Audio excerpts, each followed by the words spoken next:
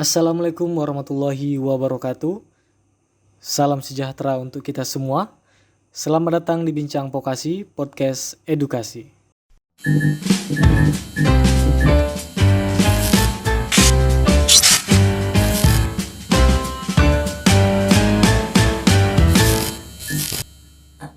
Podcast ini merupakan podcast pertama kalinya di konten kami ini, di mana podcast ini berisi tentang topik-topik yang berkaitan dengan dunia perkebunan. Nah, untuk podcast kita pada episode kali ini, kita akan membahas topik mengenai bagaimana cara pengendalian hama dan penyakit pada tanaman perkebunan. Tentunya dalam podcast kita kali ini saya tidak sendirian, saya sudah bersama 4 narasumber yang tentunya sudah pas untuk ngobrolin tentang pengendalian hama dan penyakit pada tanaman perkebunan. Ada Dik Yarian Fitra. Gimana kabarnya, Dik? Alhamdulillah, kabar sehat, Pin. Selanjutnya, tidak kalah menariknya, di sebelahnya sudah ada Bang Ibnu Imam Bawajir. Gimana kabarnya, Bang? Baik, luar biasa Alpin, sehat selalu. Di sebelahnya lagi, tidak kalah menarik tentunya narasumber kita yang satu ini, ada Kak Nurul Aulia. Gimana kabarnya, Kak? Alhamdulillah, luar biasa, Pin. Selanjutnya di sebelahnya juga untuk narasumber kita yang keempat ini, beliau bernama Indah. Apa kabarnya, Indah? Alhamdulillah, sehat, Pin.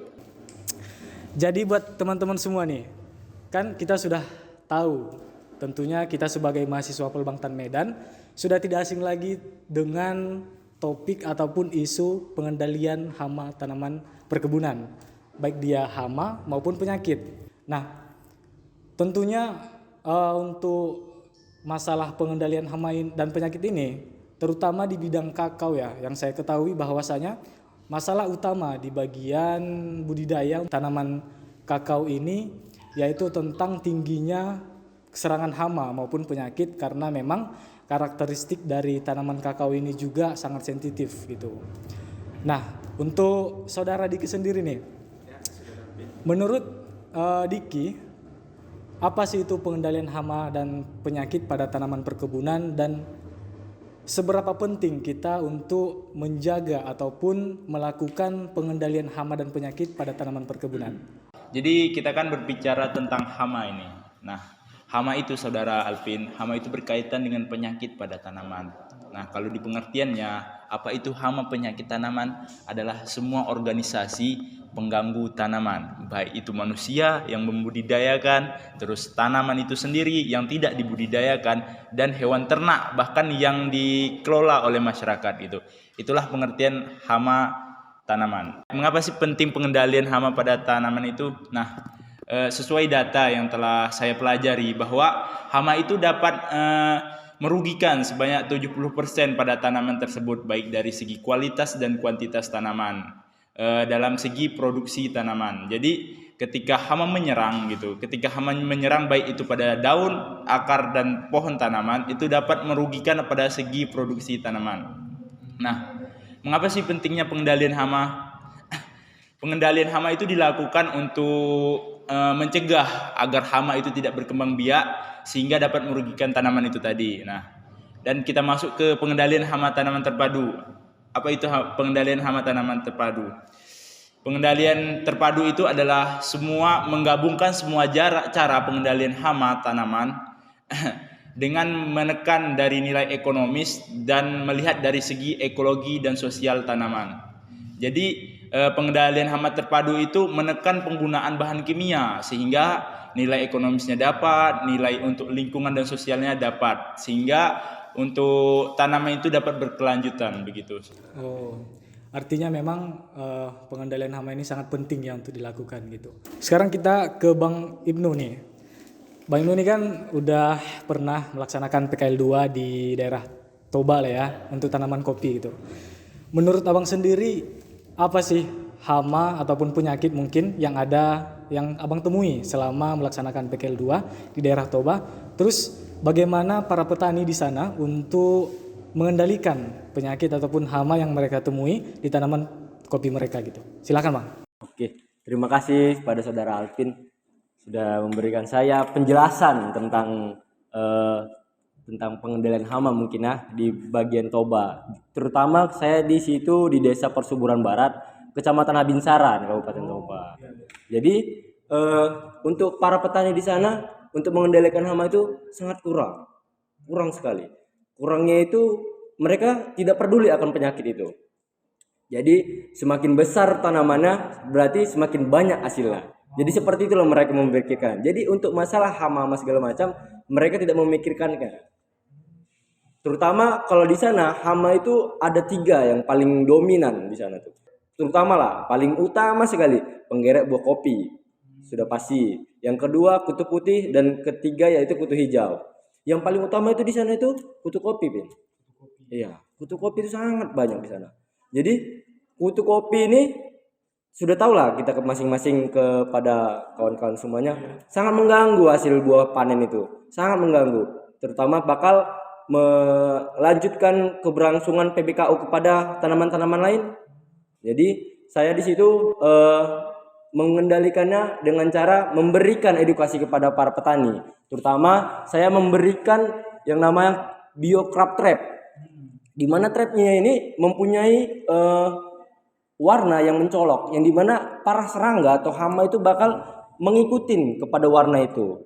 Kan terutama PBK itu suka dengan warna dan juga kami menambahkan cairan namanya fenomon. Nah, itu kami berikan agar PBKU atau hama-hama serangga yang lainnya masuk ke dalam trap itu. Nah, jadi kami memberikan edukasi kepada para petani untuk itu.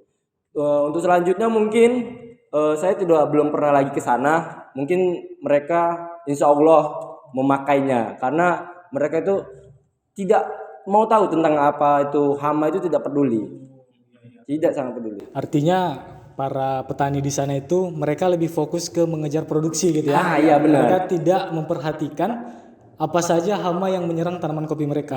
Iya benar sekali. Oh iya memang betul, sesuai dengan pengalaman saya juga di daerah Toba, kebetulan sama dengan Bang Ibnu, hanya saja kami beda kecamatan. Nah, di sana para petani kopi itu mereka tidak memperhatikan ataupun melakukan pengendalian pada hama PPKO.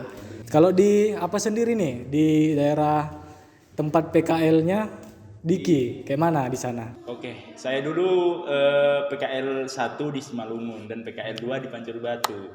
Kalau di Simalungun itu saya di rumah produksi tentang pengolahan kopi. Nah, jadi yang di PKL 2 ini ada yang hal-hal menarik lah tentang hama PBKO tadi, tentang kutu buah tadi. Jadi memang sih para petani itu Bang Pin juga mereka tuh hanya mementingkan produksinya. Panen, ambil, jual gitu. Ambil, panen, jual gitu aja. Sedangkan dari segi hamanya tidak dipandang. Makanya mereka setelah mendapatlah gitu penyuluhan-penyuluhan, kadang kan petani ini sulit menerima suatu teknologi yang baru yang datang kepada mereka. Apa sih itu? Padahal duluan saya loh bertani daripada kalian-kalian semua lah, adik-adik semua gitu. Nah, itulah mindset yang harus dirubah dari petani. Kalau menurut saya tentang dari segi hulunya itu sangat penting Bang Ibnu. Apalagi tentang memperhatikan pengendalian hama penyakit, terus penanaman yang baik gitu. Seperti itu menurut saya. Artinya memang di seluruh wilayah sebagian besar ya yang kita pernah lakukan PKL 2 memang permasalahannya itu minat para petani untuk melakukan pengendalian itu masih rendah. Ya, oke, baik. Selanjutnya kita ke narasumber yang ketiga, Kak Nurul Aulia. Kalau untuk di tanaman kakao sendiri nih Kak, kayak mana menurut Kakak kondisi tanaman kakao yang sudah Kakak pernah lihat langsung di lapangan ya? Apakah para petani masih peduli artian dalam melakukan budidaya yang mereka jalankan? Apakah mereka melaksanakan pengendalian hama dan penyakit terutama pada tanaman kakao, dan bagaimana cara mereka untuk melakukan pengendalian yang terjadi pada hama ataupun penyakit yang mereka temui di kebun mereka? Silakan. Aduh, ini ya, Pin, untuk masalah terbesar pada perkebunan ya, pastinya itu di antara semua perkebunan yang pernah saya pelajari, di antara kopi, sawit, itu tuh yang paling banyak permasalahannya itu di kakao untuk hama ya. Nah, untuk hama ini memang seperti yang udah pengalaman saya pada PKL 1 dan di MBKM 1, di mana lokasinya itu di Aceh dan di Jawa Timur, itu sama-sama permasalahannya itu terjadi di hama. Nah, pada saat di kebun, jadi yang sering saya lihat itu, yang paling banyak saya temukan itu hama helopeltis. Nah, jadi hama helopeltis ini biasa disebut juga dengan kepik penghisap buah. Jadi untuk kita mengetahui ini, misalkan orang awam yang baru mengenal kakao itu sendiri, kita bisa melihat di buahnya itu terjadinya bintik-bintik hitam, sehingga dia buahnya tersebut membusuk lama kelamaan, dan dia buahnya nanti di dalam itu bakalan merekat. Jadi terjadinya hama ini, untuk kita melakukan pengendaliannya, yang pertama itu biasanya saya di sana melakukan pemangkasan untuk pohon-pohonnya yang daun ranting-rantingnya tadi sudah tidak beraturan lagi. Dan yang kedua itu kita melakukan panen sering agar buah-buah yang tadi itu tidak menyebar ke pohon-pohon yang lain. Jadi pada saat melakukan pemangkasan tadi, untuk buahnya yang sudah terserang helopeltis tadi itu bisa kita tanam, kemudian bisa juga kita buang, pokoknya itu harus jauh dari areal kebunnya tadi agar tidak menyebar dia gitu. Dan untuk yang ketiga itu pastinya pembersihan lahan ya. Jadi dengan lahannya yang bersih, pastikan hama tadi juga tidak hinggap dia di pohon itu. Untuk pengendalian hama apa tadi, helopeltis ya? Helopeltis. Butuh ekstra untuk melakukan pengendalian, terutama memang untuk menjaga kelembapan ataupun kebersihan dari lingkungan tanaman yang kita budidayakan gitu ya. Oke. Setelah kita membahas tentang helopeltis dengan Kak Nurul, selanjutnya kita bergeser ke samping dengan Saudari Indah. Menurut Saudari Indah, apa pengaruhnya kalau petani itu tidak melakukan pengendalian hama ataupun penyakit terhadap jumlah produksi yang mereka harapkan? Karena kan seperti yang kita ketahui bahwa output dari kegiatan berusaha tani gitu, seperti kopi, kakao dan lain sebagainya, tentunya outputnya itu kan untuk menghasilkan jumlah produksi yang tinggi. Nah, bagaimana pengaruhnya terhadap produksi apabila pengendalian hama dan penyakit ini tidak dilakukan dengan baik? Silakan. Seperti yang dibilang oleh saudara Nurul tadi, Pin, bahwasanya kalau misalnya tanaman itu tidak dirawat, maka akan menimbulkan hama penyakit. Jadi kalau terserang hama dan penyakit pada tanaman ini, maka tanaman ini akan jadi rusak, dan itu menyebabkan penurunan produktivitas. Dan hasil panennya mungkin bisa menurun, sangat menurun. Yang dibilang tadi terkena hama helopeltis, kan itu buahnya menjadi merekat kayak gitu kan, Pin. Jadi itulah salah satu penyebab penurunannya produktivitas, merekat, jadi dia nggak bisa diolah lagi untuk buahnya gitu. Beberapa jenis hama ataupun penyakit ini langsung menyerang buahnya. Ya, benar. Kayak tadi yang disampaikan Bang Ibnu, dia PBKO menyerang langsung biji kopinya. Kemudian dari kakao juga tadi hamanya menyerang biji kakaonya juga. Memang betul bahwasanya sangat berpengaruh terhadap jumlah produksi dari tanaman perkebunan yang kita budidayakan gitu ya. Ya, dan benar, penurunan ini bisa sampai 30% penurunannya. Saya setuju dengan pendapat wanita-wanita cantik kita nih tentang mengapa pentingnya itu pengendalian hama. Kan udah dibilang juga oleh Bang Ibnu ya, tentang PBKO ini menyerang langsung ke buah kan. Dia menghisap di buah. Jadi di dalam buah kakao itu nanti akan terdapat bercak hitam yang menggumpal oleh PBKO. Itulah menurunnya produktivitas. Berapa tadi? 30% kan? Nah, 30%, bayangkan 30% yang harusnya misalnya lah kita dapat 100 kilo gitu. Jadi kurang 30 kilo, 70 kilo yang kita dapat. Berapa itu keuntungan yang dirugikan lah? Sangat itu. rugi berarti. Sangat rugi. Yang dirugikan petani ya. Petani. Tapi kadang petani ini kan ini apa tuh ilmunya? Iya, acuh tak acuh gitu Bang Ilmu. Tentang pengendalian hama ini padahal begitu penting gitu. Nah, sejalan dengan yang dibilang tadi Diki, memang betul para petani ini masih enggan, mereka lebih berpengalaman, apalagi kita mungkin sudah memiliki pengalaman di PKL 2 yang langsung menyuluh dan berjumpa dengan masyarakat gitu.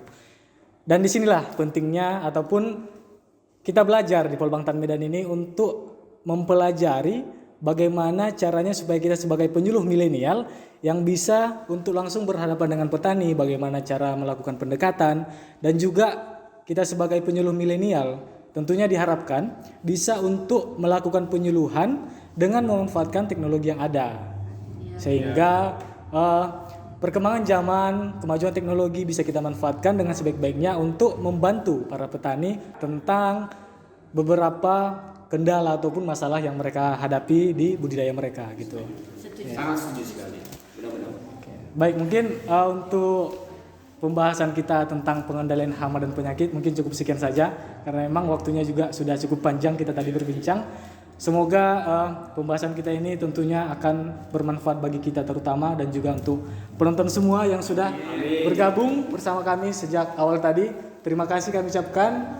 Semoga video ini bermanfaat untuk kita semua dan apabila ada penyampaian kami mungkin yang tidak sesuai ataupun masih ada kurang tepatnya, kami mohon maaf kepada seluruh teman-teman karena kita di sini juga dalam proses pembelajaran gitu. Baik, kami akhiri saja podcast kami pada kesempatan kali ini. Kami ucapkan terima kasih. Kami akhiri. Assalamualaikum warahmatullahi wabarakatuh. Dadah.